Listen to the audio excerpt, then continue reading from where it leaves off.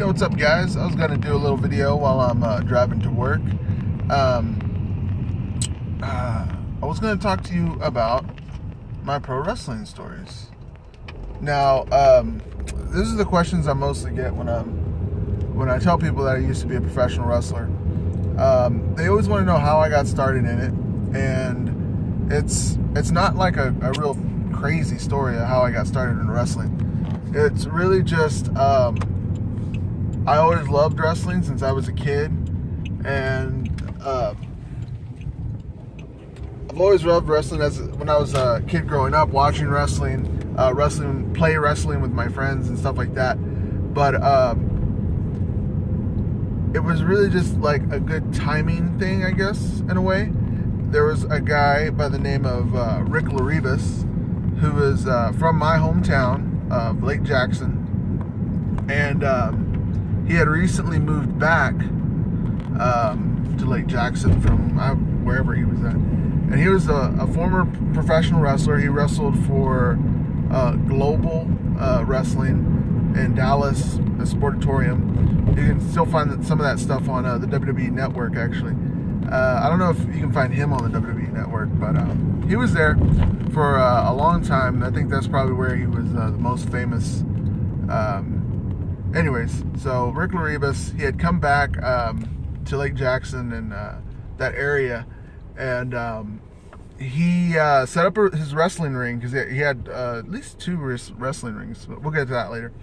And anyways, he had set up a wrestling ring and had a bunch of there was a lot of high school students at the time. I had just graduated high school, and this was like the year after high school, and I had heard about people going to, getting in the ring and playing around and all this kind of stuff, and they thought they were really cool and all that kind of stuff because they got to play out in a wrestling ring. And I was so jealous. I wanted to get in a wrestling ring too. And I found out that they had moved their wrestling ring to a little oh man, I don't even know what to call it, like a shed, I guess, like a garage / shed, tin shack in the middle of nowhere. And they had set up a ring in there. It was very, very hard ring, if you know what that means. There wasn't a big spring in that ring. It was the practice ring, I guess. There was no spring on it. It was probably about a foot off the floor. It had the old cable ropes, not rope. They were like a wire cable covered in like a PVC pipe or something like that. And they would make it would make a really cool sound. I always thought it was like a well, you could hear the plastic rattling against the metal cables. Anyways, so I went there one day, and they were watching a video, him and his students, and they were watching a video about wrestling, or they were watching a wrestling match on their television. They had like a little TV in the thing in their little gym, and so they were watching wrestling, and he was telling them about tag team matches and that kind of thing. And this was all in around 2001 or 2002. I'm not quite sure exactly. I'll have to find my videos and all that stuff. But anyways, so I go in there and they're talking about that. Oh, I need gas. Anyways, so showing them that, and I introduce myself and hang out for a bit and say, I'm interested in being a wrestler and all this stuff. And 2 guys get in there and they start having a practice match, and I'm just blown away. I've never seen like pro wrestling that up close. And these kids, a lot of these guys were really still kids. A lot of them were still in high school, probably like ages 14, 15, 16, something like that. And sorry, that was a hard turn. Anyways, so yeah, a lot of them were still really young, and I obviously wasn't that young. But I talked to him, and the kids, because they were kids, they basically got a big discount on just going to the ring and stuff. They were just basically paying monthly. But since I was an adult, it was like, if you're really serious, you need to put down some money. And I asked him how much he wanted, and he told me $1,500. which is a huge discount compared to like some schools. They charge you around $5,000. $1,500 is not too bad, not bad at all. And I actually had it.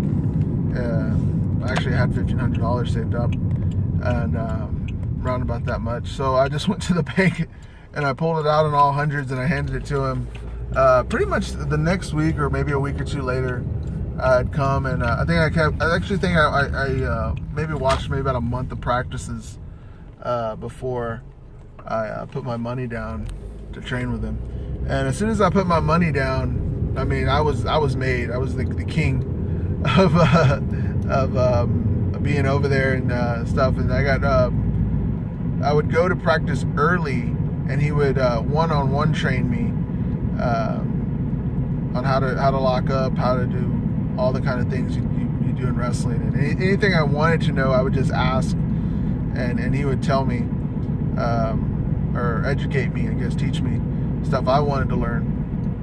And it went on like that for maybe a couple months, and then I didn't have I started in the summer that year, and I had a match in October of that year. Anyways, I mean, advice if you want to be a professional wrestler is don't be a professional wrestler. I mean, besides the fact that you can get hurt and deal with that pain for the rest of your life, that's probably the number one reason probably not to be a professional wrestler. Dealing with the back pain and the sciatica that I've been dealing with recently has flared up. It's horrible, but I would tell you, don't do it. Just don't do it. And if you hear me say don't do it and you still want to do it, my advice would be, don't do it unless you're really athletic or willing to sacrifice everything you've ever done to be athletic. Like, if you've never played sports before, it's probably not a wise idea to try and be a professional wrestler. If you've never, been serious about training, all this kind of thing, you're not going to make it. It's not going to be. I mean, I've known people who are hugely athletic and don't make it. I mean, there's so many guys out there that are so talented, and they just don't make it into the WWE or TNA or ROH or really anything.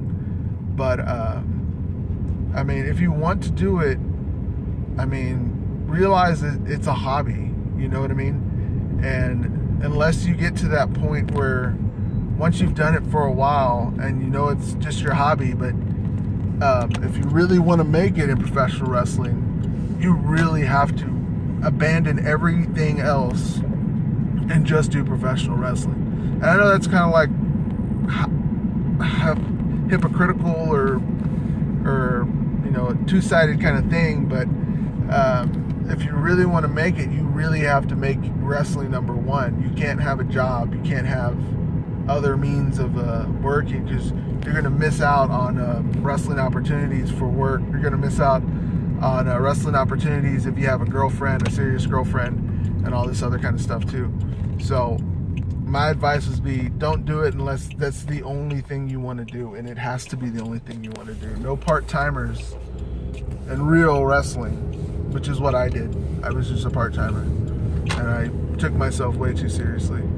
And I didn't take myself seriously enough for the level that I wanted to do it at. So, but anyways, and I also got hurt, so whatever. And that's just how things go. But anyways, those are, I guess that's my little intro on wrestling, on going into the wrestling school. We trained twice a week, and I would go to the gym just any chance I got, just to hang out there. It was only maybe a 15-minute drive from my house, so very blessed in that aspect.